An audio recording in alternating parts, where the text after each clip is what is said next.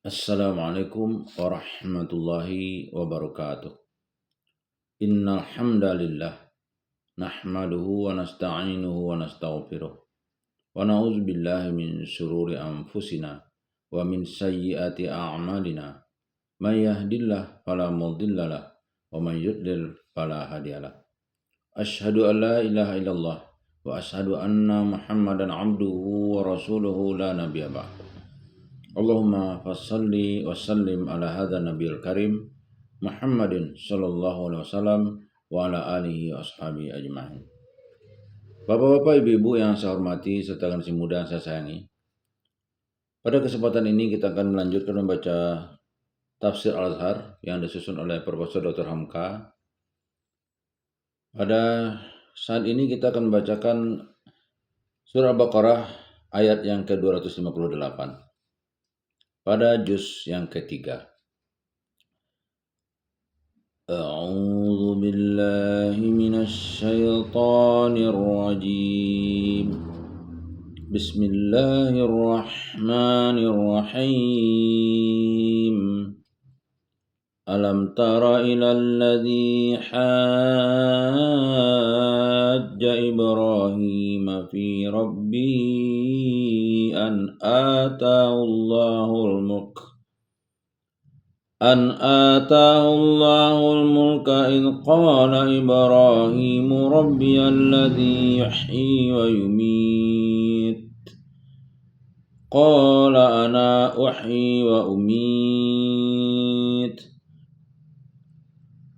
إذ قال إبراهيم ربي الذي يحيي ويميت قال أنا أحيي وأميت قال إبراهيم فإن الله يأتي بالشمس من المشرق قال إبراهيم فإن الله يأتي بالشمس من المشرق فأت بها من المغرب فبهت الذي كفر والله لا يهدي القوم الظالمين.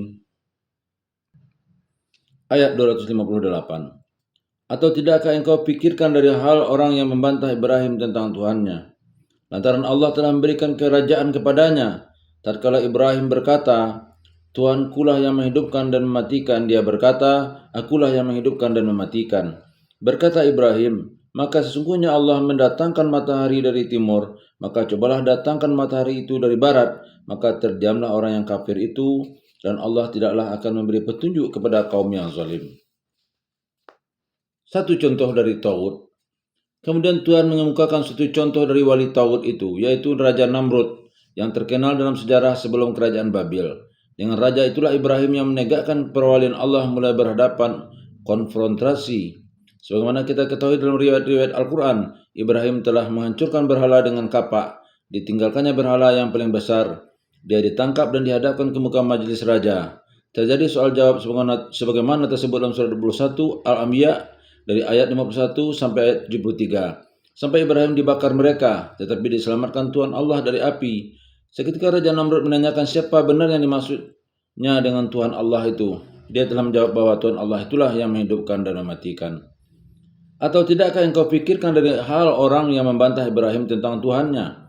Pangkal ayat 258. Pangkal ayat ini mengajak kepada Rasul khususnya dan umat beriman umumnya untuk memikirkan kisah ini. Orang itu ialah Raja Namrud sendiri, lantaran Allah telah memberikan kerajaan kepadanya. Suatu pengajaran ilmu jiwa yang mendalam dari Al-Quran, yaitu seorang manusia oleh karena diberi Allah kekuasaan dan kerajaan, sombong, lupa diri, lupa segala, merasa awak sangat berkuasa. Sebab itu perkataan yang keluar pun tidak ada batasnya lagi, sebab merasa tidak ada juga orang yang berani membantah. Tatkala Ibrahim berkata, Tuhankulah yang menghidupkan dan mematikan, di hadapan raja itu Ibrahim telah menerangkan siapa Tuhan, bahwa Tuhan Allah lah yang mematikan dan menghidupkan. Tetapi karena memang dasar jiwa orang yang merasa berkuasa tidak terbatas itu, sombong dengan kekuasaannya, boleh difikirkannya dengan panjang apa yang maksud Ibrahim mengatakan demikian. Langsung saja beliau sambut. Dia berkata, Akulah yang menghidupkan dan mematikan. Nyawa dari seluruh rakyat negeriku ini ada dalam tanganku.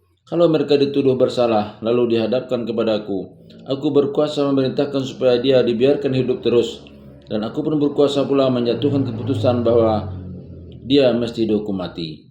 Rupanya raja tidak mau tahu apa yang dimaksud Ibrahim dengan menghidupkan dan mematikan. Dia tidak mau tahu bahwa rakyatnya itu pun sendiri seketika lahir ke dunia bukanlah atas kehendaknya. Dan kalau mereka mati sewajarnya, tidaklah dia berkuasa menghalangi kematian itu. Padahal yang dapat diberinya ampun atau dibiarkan hidup atau disuruh hukum mati ialah rakyat yang dihadapkan kepadanya, atau budak-budak yang ada dalam istana. Dia tidak mau mengerti bahwa rakyat yang sebanyak itu dalam negerinya bukanlah menerima makanan dari dia, melainkan karena menerima buah hasil dari bumi. Dia pun tidak mau mengerti bahwa dia sendiri pun tidak akan bisa duduk di atas singgasana kerajaan kalau rakyat itu tidak bisa bercocok tanam lagi. Oleh sebab tidak mau mengerti ini, Ibrahim pun meneruskan perkataannya. Berkata Ibrahim, maka sesungguhnya Allah mendatangkan matahari dari timur, maka cobalah datangkan matahari itu dari barat. Dengan sambutan kata demikian, Ibrahim telah membawa raja berfikir yang lebih luas. Bukan berfikir sekedar di bawah cengkung kursi kekuasaannya saja.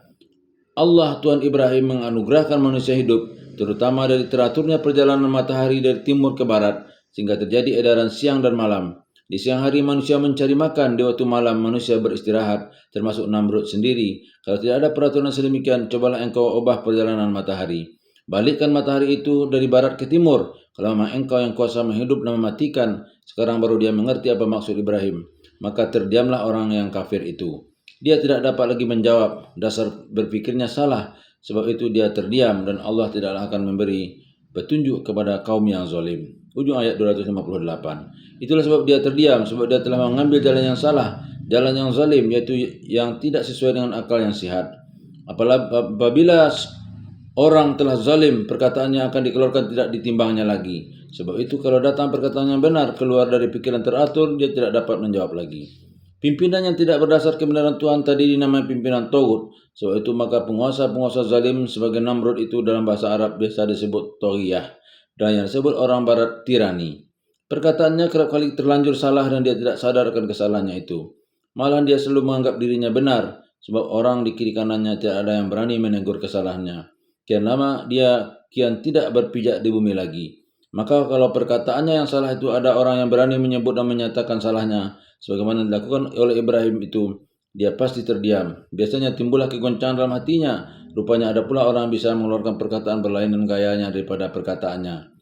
Di saat yang demikian biasanya timbullah takutnya. Takut akan terganggu kekuasaannya. Karena ketakutannya itulah biasanya dia mengambil tindakan yang berani dan tidak lagi bersandar kepada kebenaran dan keadilan, melainkan bersandar kepada kekuatan dan kekuasaan. Itulah sebab seketika di dalam pertukaran fikiran dengan Ibrahim, dia selalu di pihak yang kalah sebab salah.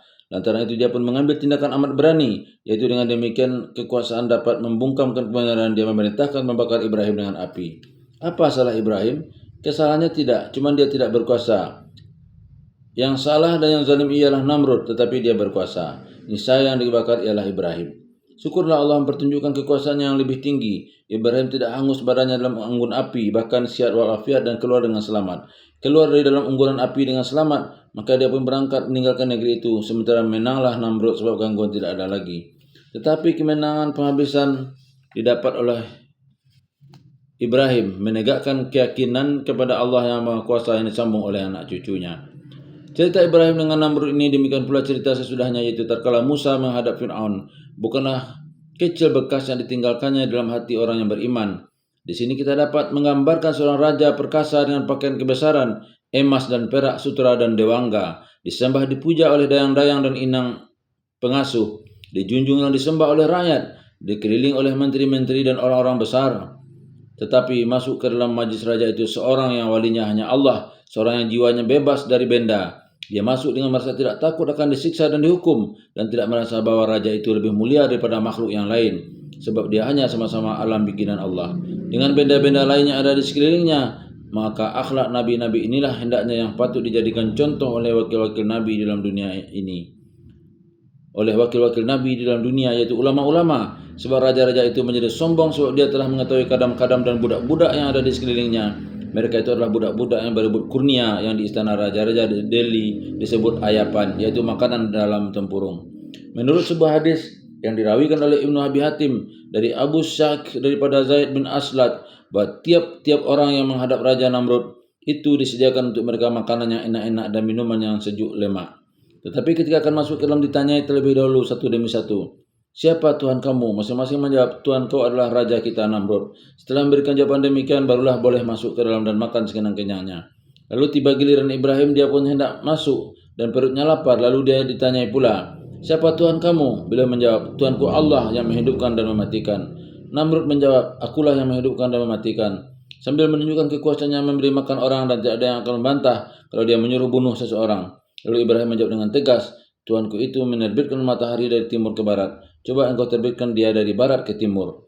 Raja terdiam mendengar jawab setepat itu, sehingga tidak dapat berkata sepatah jua pun lagi. Tetapi ketika Nabi Ibrahim selesai menjawab pertanyaan yang ganjil pada pandangan isi istana itu, sebab berani bercakap keras di hadapan raja, tidaklah beliau dipersilahkan makan, sehingga beliau pulang dengan perut lapar. Tetapi beliau tidak peduli akan hal ini, sebab yang memberinya makan bukan Namrud, melainkan Allah Tuhan yang kaya.